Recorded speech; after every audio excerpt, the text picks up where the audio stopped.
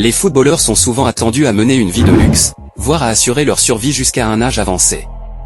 Cependant, cela n'est pas toujours le cas, et certains joueurs de football font même faillite.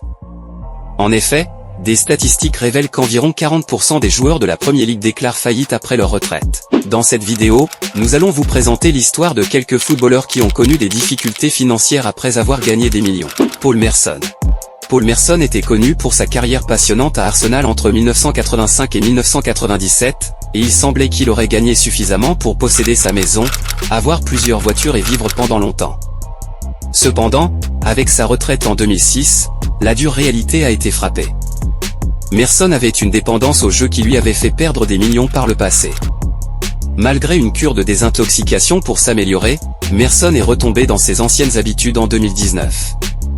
Il a ouvertement parlé de sa lutte contre la dépendance au jeu et à l'alcool, soulignant que l'envie de parier était incessante et avait finalement coûté sa maison. Merson a dû passer d'une maison à un appartement loué. Cependant, sa situation semble s'améliorer aujourd'hui avec son rôle de consultant sur Sky Sport, ce qui devrait au moins lui assurer une certaine stabilité financière. Asamoah Gyan. En ce qui concerne Asamoah Gyan, il est bien connu en tant que joueur qui a manqué un pénalty crucial contre l'Uruguay, privant ainsi le Ghana de devenir le premier pays africain à atteindre les demi-finales de la Coupe du Monde. Malgré son passé glorieux, Gyan a révélé des difficultés financières après sa carrière. En 2018, l'ancien attaquant de Sunderland, qui possédait une Rolls-Royce dorée très chère, a déclaré qu'il n'avait que 180 livres sur son compte en banque et qu'il ne pouvait plus subvenir aux besoins de sa famille. C'est très triste pour un homme qui avait l'habitude de gagner 227 000 livres par semaine à Shanghai SIPC. Maintenant que la retraite est là et que l'argent s'est tari, la réalité des difficultés financières est devenue évidente. Eric Djamba Djamba. Quant à Eric Djamba Djamba, la partie la plus remarquable de sa carrière a été lorsqu'il a joué pour Manchester United en tant que milieu de terrain. L'ancien international camerounais a eu l'occasion de jouer aux côtés de Cristiano Ronaldo et Ryan Giggs à United, mais il a terminé sa carrière avec un court passage au club Châteaubon, en 5e division française. On pourrait s'attendre à ce qu'un joueur ayant évolué dans des clubs de premier plan comme Manchester United et d'autres équipes européennes ait suffisamment d'argent pour assurer sa stabilité financière. Cependant, seulement 4 ans après avoir quitté Aston Villa, il a été déclaré en faillite. Pour survivre, il a dû rejoindre l'Indian Super League avant de jouer plus tard en 5e division française. Keith Gillespie. Keith Gillespie, un autre ancien joueur de Manchester United, a connu une carrière largement couronnée de succès en tant qu'ailier. Cependant, en 2010, à l'âge de 35 ans, il a été déclaré faillite. Gillespie était un autre joueur victime du jeu, ayant perdu jusqu'à 7 millions de livres lorsqu'il était en fin de carrière. On pourrait se demander pourquoi il a commencé à jouer, peut-être qu'il avait réalisé que sa carrière touchait à sa fin et qu'il devait sécuriser des fonds supplémentaires pour sa retraite. Malheureusement, cela ne s'est pas bien passé pour lui. Célestine Babayaro. Célestine Babayaro est passé la plus grande partie de sa carrière comme arrière-gauche à Chelsea, jouant un rôle majeur dans l'équipe émergente de Chelsea. Il est parti pour Newcastle en 2005 après avoir perdu sa place dans l'équipe en raison de la forme régulière du talentueux arrière-gauche Wayne Bridge. Babayaro a passé 3 ans à Newcastle avant de partir pour la Galaxy, club de la MLS, où il n'est resté que 3 mois. Il a pris sa retraite officielle en 2010, mais seulement un an plus tard, le Nigérian a fait faillite.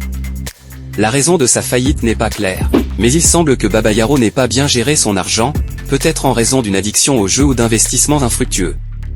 On ne peut que faire des suppositions sur ce qui s'est réellement passé dans son cas. Ronaldinho. En ce qui concerne Ronaldinho, je suis sûr que vous avez entendu ce nom plusieurs fois. Ce joueur a remporté le Ballon d'Or en 2005 et a fait partie d'une équipe de Barcelone très excitante et dominante. Même en 2008, il montrait encore des signes de son talent impressionnant, jouant à la fois pour Barcelone et l'AC Milan au fil des années. Ronaldinho a certainement accumulé beaucoup d'argent, comme en témoigne son style de vie extravagant, des voitures exotiques, un grand manoir et une passion pour la fête. Cependant, c'est son style de vie festif qui l'a conduit à la faillite en 2018. Il a été rapporté que Ronaldinho était ruiné, même s'il avait encore des dettes dépassant 1 million d'euros. Les problèmes financiers de Ronaldinho ont été aggravés par une amende pour construction illégale au Brésil, et malgré le remboursement de certaines dettes en réhypothéquant sa propriété, il a eu du mal à régler ses obligations financières. En 2020, Ronaldinho a de nouveau eu des ennuis avec la loi, cette fois en étant arrêté au Paraguay pour avoir utilisé de faux documents. Tout cela a contribué aux problèmes financiers déjà connus de Ronaldinho. Aujourd'hui, l'ancien lauréat du Ballon d'Or continue de lutter avec ses dettes. Diego Maradona. Diego Maradona était un homme de controverse, probablement le roi de la controverse dans le monde du football. Qu'il s'agisse de marquer des buts avec la main, de se doper avec des bandes ou même de se battre sur le terrain, Maradona était toujours au cœur de l'action. Maradona s'est retrouvé en possession de 37 millions d'euros d'impôts impayés, d'amendes, de charges et d'intérêts pour l'époque où il jouait pour Naples, selon un rapport du gouvernement italien datant de 2009. Il n'est pas clair si Maradona était au courant de la taxe qu'il devait ou s'il ne l'était pas. Maradona a déclaré qu'il n'avait pas l'intention de se rendre en Italie jusqu'à ce qu'un tel projet de loi soit adopté par le Parlement. Avant cela, il avait déjà déposé 42 000 $, 2 montres Rolex et une paire de ses boucles d'oreilles pour tenter d'effacer la dette. Abonnez-vous et partagez la vidéo. David James. David James a passé sa carrière à jouer comme gardien de but pour de grandes équipes comme Liverpool, Manchester City, Aston Villa, West Ham et Portsmouth, cumulant 800 apparitions professionnelles pour ses clubs. Il a également obtenu 53 sélections pour l'équipe nationale d'Angleterre au cours de sa carrière et a remporté la FA Cup et la League Cup. Cependant, après sa retraite en 2014, James lui-même a déclaré faillite, bien qu'il ait gagné plus de 20 millions de livres tout au long de sa carrière de 25 ans. Les problèmes financiers de James ont commencé après son divorce en 2005, entraînant de nombreuses dettes. Au fil du temps, ses dettes ont continué à augmenter, contribuant à sa déclaration de faillite.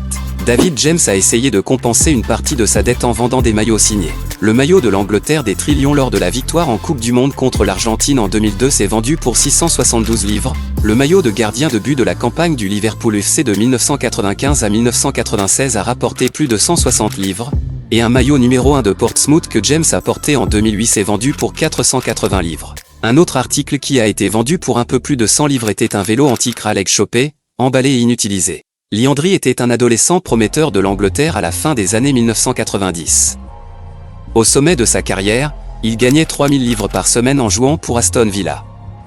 Il a passé 11 ans au club, jouant 251 fois et marquant 27 fois, tout en menant Villa à la Coupe de la Ligue à 2 reprises. Le 27 décembre 2012, Andri a été officiellement déclaré en faillite, ayant perdu près de 10 millions de livres dans une opération immobilière désastreuse qui a contribué à sa faillite. Il menait également un style de vie luxueux qui n'a fait qu'aggraver sa situation en raison de ses problèmes croissants. Andri a tenté de se suicider à 2 reprises, mais il a survécu.